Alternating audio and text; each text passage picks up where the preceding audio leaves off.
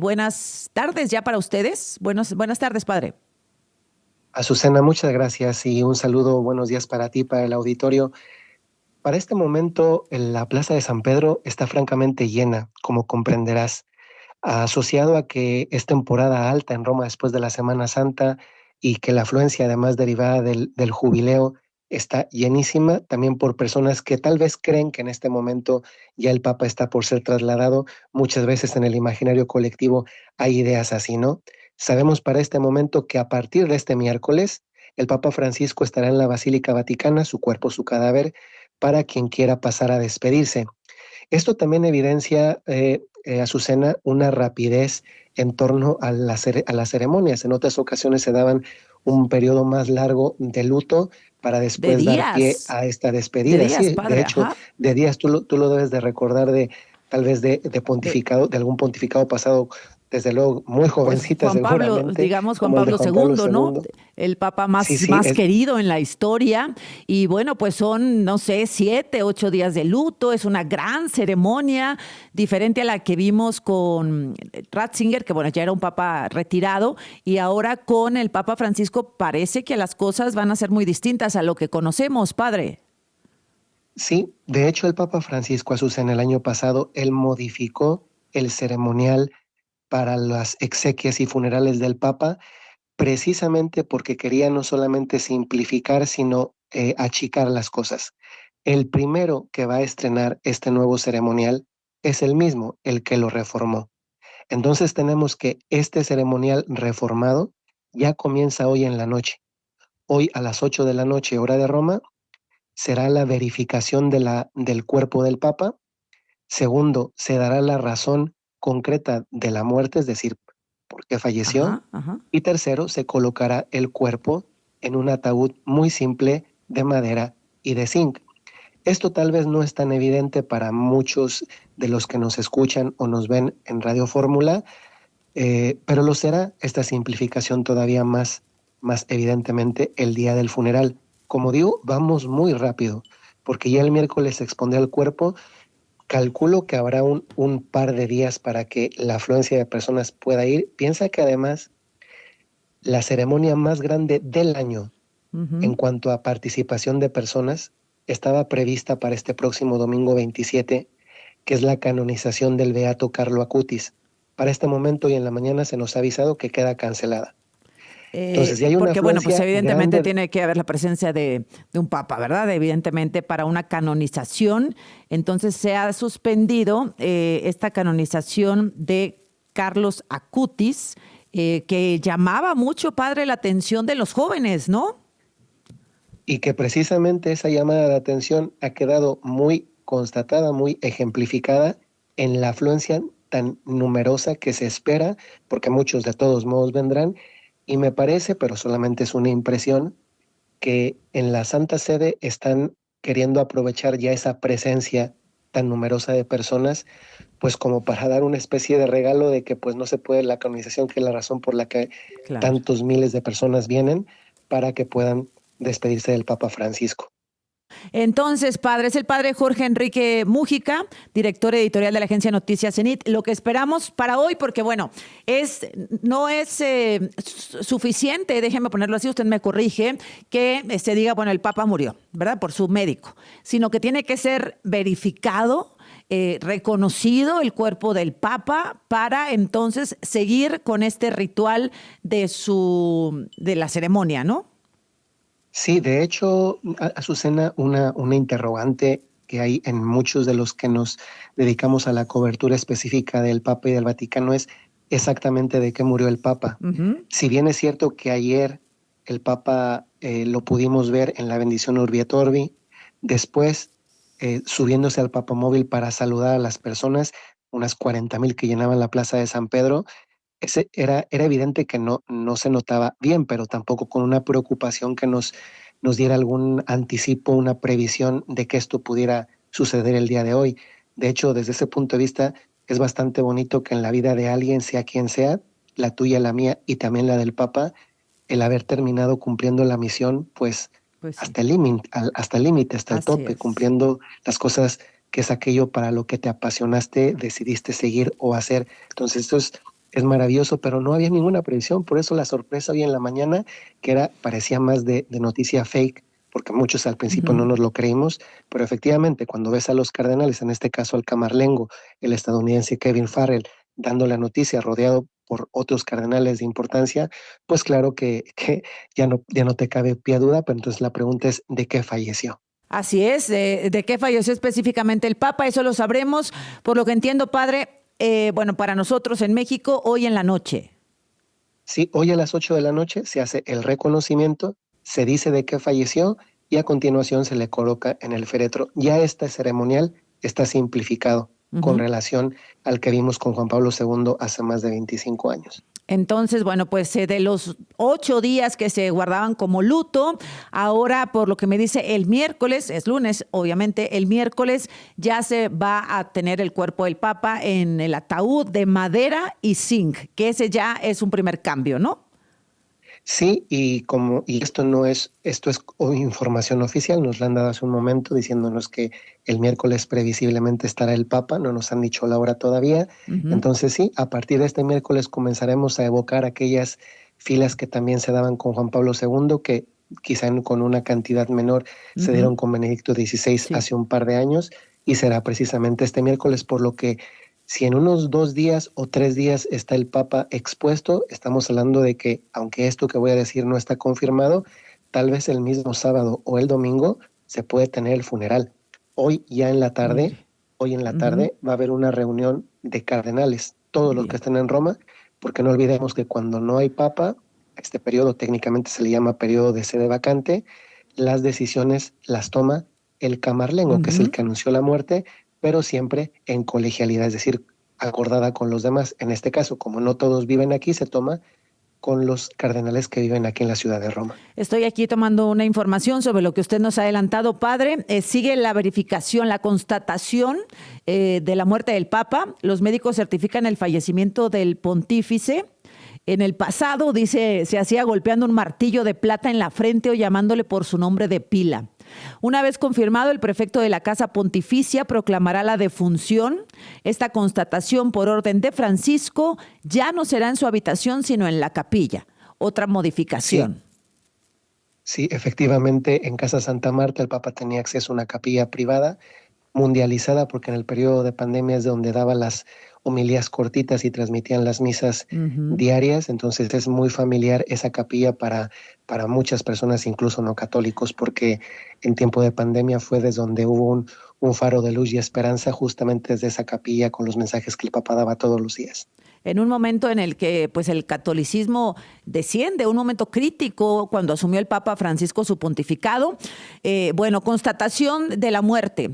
2, el camarlengo, Kevin Ferrer, que es la figura clave. Farrell, usted nos decía, padre es la figura clave, el cardenal Sí, camarlengo, quien con paramentos de color rojo, en señal de luto, entra a la habitación, escoltado por la Guardia Suiza, símbolo de la nueva autoridad para asegurarse oficialmente de la muerte del pontífice. efectivamente. Y contemporáneamente, de la mano de esto que acabas de decir, se dan las razones de la muerte. Mm. No solamente se constata que está muerto, sino también se explica de qué murió. Y después se le retira el anillo del pescador, el anillo que Sí, pues porta el Papa, ¿no?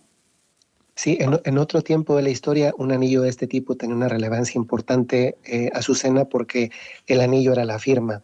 Cuando se cerraban las cartas, se ponía un poco de cera y después el anillo, que tenía el sello pontificio y que por tanto solamente lo tenía en su mano el Papa, Ujú. evidenciaba que efectivamente ese tipo de correspondencia, decisión o lo que fuera, venía del Papa. Por eso se destruye. Estamos en una época distinta en donde los anillos, hay otras maneras de verificar la autenticidad de algo y posiblemente ya no es esa. Sin embargo, se mantiene el simbolismo de la destrucción del anillo. Del anillo del pescador. Bueno, pues eso es lo que sabremos el día de hoy, padre Jorge Enrique Mújica. Usted sabe, bueno, pues México es un país mayoritariamente católico y se han anunciado algunas ceremonias también el día de hoy, iniciando a las 12 del mediodía en la Basílica de Guadalupe. Vamos a ver la imagen en vivo la imagen en vivo ahí de la Plaza de San Pedro, en donde pues hizo apariciones sorpresivas el Papa, ¿no? En semanas pasadas, a pesar de que sí se le veía pues cansado, con dificultades incluso para hablar, para respirar, padre. Sí, Azucena, creo que en muchos lugares, independientemente de la afiliación religiosa que tiene cada persona, creo que somos capaces de distinguir en diferentes personas el liderazgo que tienen, especialmente en algunos ámbitos. Pensemos en el Papa Francisco, en esto que él llamaba el cuidado de la casa común, que en términos, digamos, fuera del ámbito eclesiástico es la ecología, ¿no? El cuidado de los seres vivos, la sensibilidad Ajá. hacia los A ver, migrantes. aguántame, sí, aguántame tantito, padre, y destacamos ese tema y también vamos a la Basílica de Guadalupe. Gracias al padre Jorge Enrique Mújica, director editorial de la agencia Noticias Zenit de Roma, quien ya nos dice, bueno, qué es lo que sigue.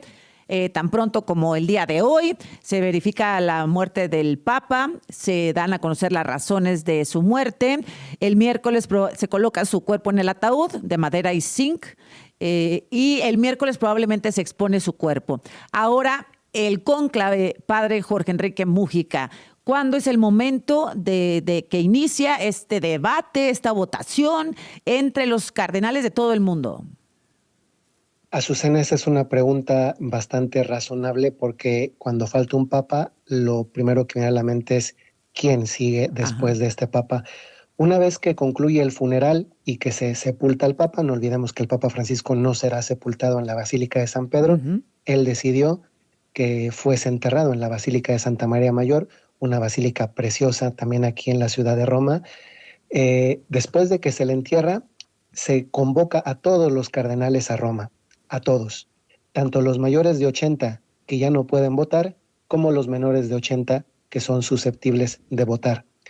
Convocados todos, se tienen las así llamadas reuniones del precónclave, es decir, estos momentos en los que se discute, número uno, el estado de la iglesia, cómo está la iglesia en este momento. Ujú. Número dos, los retos que hay que enfrentar. Y entre uno y otra cosa, los cardenales exponen con libertad lo que piensan al respecto sobre estos dos asuntos o en torno a estos dos asuntos. Esto permite a los cardenales mostrar sus posturas, sus sensibilidades, y esto hace que muchos otros comiencen a ver a un Ujú. candidato posible para suceder al último papa en funciones. Así es. Esto Sí, dígame. actualmente es un reto. Sí, definitivamente sí. Ujú. Es un reto porque no todos hablan el mismo idioma, Azucena. Hasta hace poco los cardenales hablaban todos italiano, que era el sustituto del latín. Ajá. Pero para este momento muchos cardenales nombrados por el Papa Francisco no hablan italiano. Y muchos que hablan italiano no hablan inglés o no hablan francés, que era el lenguaje sustituto del francés en otro momento, y tampoco español. Entonces tenemos hoy en día el reto, francamente, de un problema de comunicación entre ellos. Híjole, bueno, pues vamos esperando, ya todos deberán pues estar preparándose, ir en camino. Hay nombres, ya recuerdo que en algunas épocas, sobre todo para la sucesión de Juan Pablo II, pues se barajaban muchos nombres desde mucho tiempo antes de que Juan Pablo II falleciera, porque también ya se mostraba muy debilitado en sus giras o en sus participaciones públicas. Y ahora no sé, no ha habido un debate tan público, tan generalizado respecto a su posible sucesor. ¿Hay favoritos, padre? Pues te voy a responder con datos. Cuando estábamos en el periodo de convalecencia del Papa Francisco en el hospital, una casa de apuestas, yo trabajo en una agencia de noticias y recibimos informaciones de este tipo, comunicados, y una casa de apuestas en Estados Unidos tenía catalogados a 5 que eran los más votados. Por tanto, estoy refiriendo no mi opinión, sino lo que venía en ese índice de apuestas. Y en ese índice de apuestas estaban 3 especialmente visibilizados: el secretario de Estado, Pietro Parolin, el cardenal Luis Antonio Tagle, filipino, y el cardenal Peter Erdó, húngaro. Pueden ser o no ser, pues no lo sabemos, pero en el nivel de apuestas de ese momento, esos son los que estaban catalogados. Luego, es comprensible que alguien con mayor visibilidad tenga, por así decir, pues mayor radio de conocimiento o de ser conocido por parte de otros. Y esta Semana Santa, el Papa Francisco ha visibilizado a algunos cardenales que fue a los que les pidió que les sustituyeran en las ceremonias de la Semana Santa. Por tanto, Por tenemos ejemplo, algunos visibilizados ajá. y otros que proceden de lugares que son por el lugar mismo, diócesis importantes o encomiendas. Pensemos quien ha liderado el diálogo con Rusia y Ucrania, en los Estados Unidos con el presidente Trump, pues tienen puestos de visibilización que les permiten ser conocidos más en sus ideas, sus posturas y su manera de manejar los asuntos. Correcto. Pietro Parolin, 70 años. Es uno de los favoritos en las encuestas, digamos, ¿verdad, don? En Sí. estas apuestas. Secretario del Estado Vaticano desde 2013, una figura influyente en la curia, una figura moderada, se les considera de los moderados, padre, Pues dentro de la iglesia. yo lo conozco personalmente. Él, a la prensa acreditada ante la Santa Sede, nos ha dado 2 años consecutivos momentos de encuentro personal con él Ajá. y nos ha dado permiso de preguntarle lo que sea off the record. Ah, bien. Entonces, realmente ha sido muy directo, claro, al responder todos los temas, y cuando digo todos es todos los temas, pero sí ciertamente en un clima de off the record, y me ha parecido una figura con con una clarividencia y una manera de enfrentar, no evadir los asuntos, y sí también con un estilo de esa diplomacia italiana que es propio de los italianos, además de los Ujú. eclesiásticos, y una figura que además viene de Bien. conocer Latinoamérica porque él fue nuncio en Venezuela, conoce bastante bien la situación mundial. Bueno, Pietro Parolin, figura clave con el acuerdo de China sobre el nombramiento de obispos. ¿Qué otro nombre me dijo, padre? Y mencioné al cardenal Tagle, él es filipino, también muy joven. Él ya sonaba en el anterior cónclave junto al Papa Francisco, que después fue el que resultó elegido.